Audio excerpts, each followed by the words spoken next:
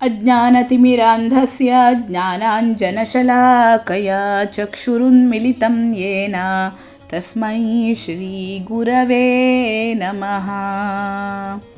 ನಮಸ್ಕಾರ ಎಲ್ಲರಿಗೂ. ನಾನಿವತ್ತು ಶ್ರೀ ಗುರು ಚರಿತ್ರೆಯ 10ನೇ ಅಧ್ಯಾಯವನ್ನು ತಮ್ಮ ಮುಂದೆ ಇಡ್ತಾ ಇದ್ದೇನೆ. ಶ್ರೀಮನ್ಮಹಾಗಣಾಧಿಪತಯೇ ನಮಃ. ಶ್ರೀ ಸರಸ್ವತ್ಯೈ ನಮಃ. ಶ್ರೀ ಗುರುಭ್ಯೋ ನಮಃ. ನಾಮಧಾರಕನು ಸಿದ್ಧ ಮುನಿಗಳಾಡಿದ ಮಾತುಗಳನ್ನು ಮನದಲ್ಲಿ ಮಥಿಸುತ್ತಾ ಈ ರೀತಿಯಾಗಿ ಕೇಳುತ್ತಾನೆ. ಗುರುಗಳೇ, ಶ್ರೀಪಾದಯತಿಗಳು ಬೇರೆ ಕಡೆಯಲ್ಲಿ ಅವತಾರ ಮಾಡುವ ಉದ್ದೇಶದಿಂದಲೇ ಕೃಷ್ಣ ಪ್ರವಾಹದಲ್ಲಿ ಅದೃಶ್ಯರಾದರೆಂದು ಹೇಳಿದಿರಿ. ಅಲ್ಲದೆ ಅವರು ನಿರ್ಗುಣ ಸ್ವರೂಪದಿಂದ ಇಂದಿಗೂ ಕುರುವಪುರ ಅಲ್ಲಿ ವಾಸವಾಗಿರುತ್ತಾರೆಂದು ಹೇಳುವಿರಿ. ಇದರಲ್ಲಿ ಯಾವುದನ್ನು ಸತ್ಯವೆಂದು ನಂಬಬೇಕು?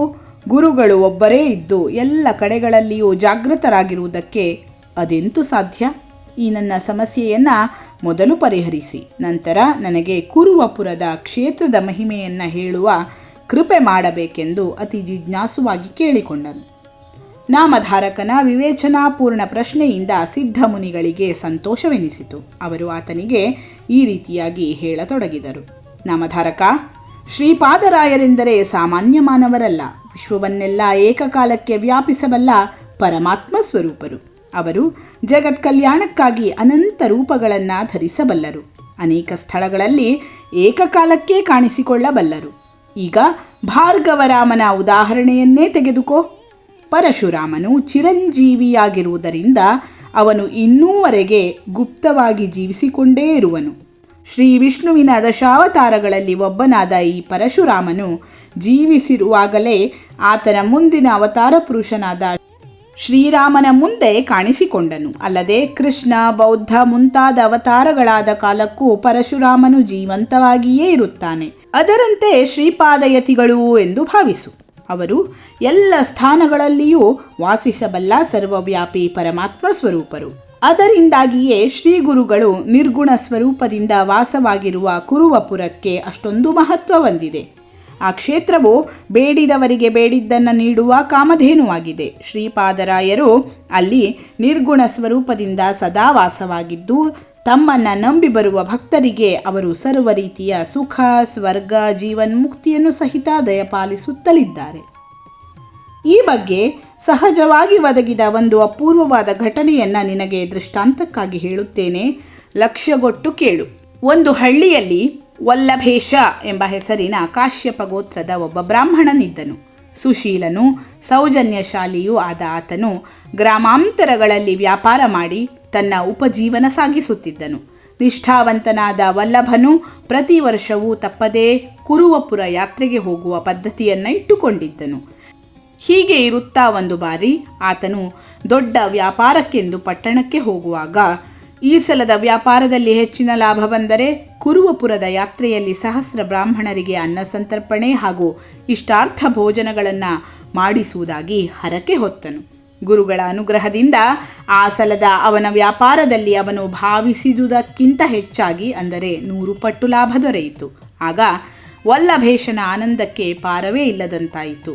ಇದು ಶ್ರೀಪಾದಯತಿಗಳ ಭಕ್ತ ವಾತ್ಸಲ್ಯದ ಪ್ರಭಾವವೇ ಹೊರತು ಮತ್ತೇನೂ ಅಲ್ಲವೆಂದು ಮನಗಂಡ ಆ ಭಾವಿಕ ಭಕ್ತನು ತನ್ನ ಪೂರ್ವ ನಿಶ್ಚಯದಂತೆ ಸಾಕಷ್ಟು ಹಣ ಕಟ್ಟಿಕೊಂಡು ಕುರುವಪುರದ ಯಾತ್ರೆಗೆ ಹೊರಟನು.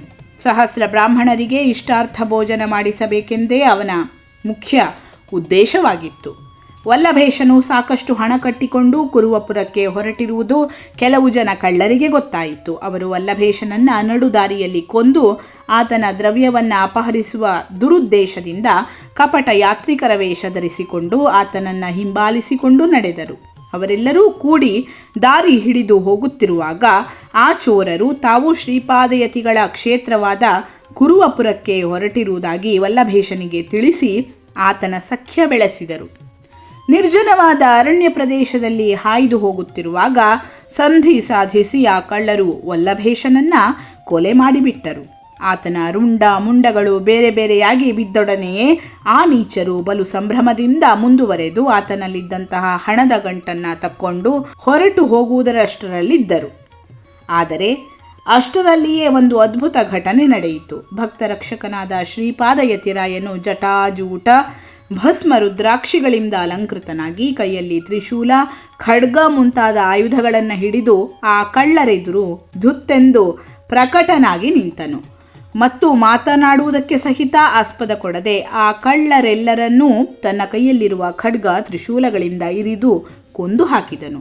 ಆದರೆ ಅವರಲ್ಲಿಯ ಒಬ್ಬ ವ್ಯಕ್ತಿಯು ಮಾತ್ರ ತಾನು ಕಳ್ಳನಲ್ಲವೆಂದು, ಆ ಕಳ್ಳರ ದುರುದ್ದೇಶವು ತನಗೆ ಸತ್ಯವಾಗಿಯೂ ಗೊತ್ತಿರಲಿಲ್ಲವೆಂದು, ತಾನೂ ಕುರುವಪುರಕ್ಕೆ ಹೊರಟ ನಿಜವಾದ ಯಾತ್ರಿಕನೆಂದು ಶ್ರೀ ಗುರುಗಳಿಗೆ ಕರಜೋಡಿಸಿ ಪರಿಪರಿಯಾಗಿ ಬೇಡಿಕೊಂಡನು.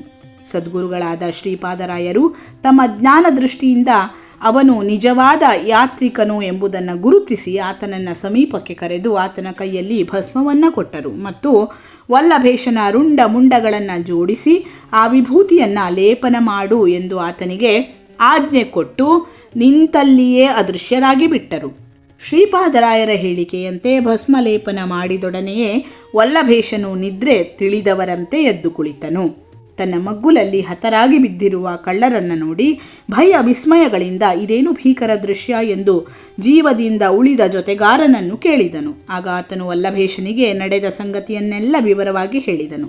ಈ ಕಳ್ಳರು ನಿನ್ನಲ್ಲಿರುವಂತಹ ದ್ರವ್ಯವನ್ನು ಅಪಹರಿಸುವುದಕ್ಕಾಗಿ ನಿನ್ನ ರುಂಡವನ್ನು ಹಾರಿಸಿದರು ಮತ್ತು ನಿನ್ನಿಂದ ಹಣದ ಗಂಟನ್ನು ದೋಚಿಕೊಂಡರು. ಆದರೆ ಅವರು ಕಾಲ್ದೆಗೆಯುವಷ್ಟರಲ್ಲಿಯೇ ಜಟಾಧಾರಿಯಾಗಿ ಭಸ್ಮ ಲೇಪಿಸಿಕೊಂಡು ಕೈಯಲ್ಲಿ ಖಡ್ಗ ತ್ರಿಶೂಲಗಳನ್ನು ಹಿಡಿದಿದ್ದ ಒಬ್ಬ ತಪಸ್ವಿಯು ಥಟ್ಟನೆ ಪ್ರಕಟನಾಗಿ ಈ ಕಳ್ಳರನ್ನೆಲ್ಲ ಕೊಂದು ಹಾಕಿದನು. ನಾನು ನಿಜವಾಗಿಯೂ ಕಳ್ಳನಲ್ಲವೆಂದು ಹೇಳಿಕೊಂಡ ಮೇಲೆ ನನ್ನನ್ನೊಬ್ಬನ್ನು ಮಾತ್ರ ಜೀವದಿಂದ ಉಳಿಸಿ ನನ್ನ ಕೈಯಲ್ಲಿ ಭಸ್ಮವನ್ನು ಕೊಟ್ಟು ಬೇರೆ ಬೇರೆಯಾಗಿ ಬಿದ್ದಿರುವ ನಿನ್ನ ರುಂಡ ಮುಂಡಗಳನ್ನು ಒಂದುಗೂಡಿಸಿ ಅದಕ್ಕೆ ಭಸ್ಮ ಲೇಪಿಸಲು ಆಜ್ಞೆ ಮಾಡಿದನು.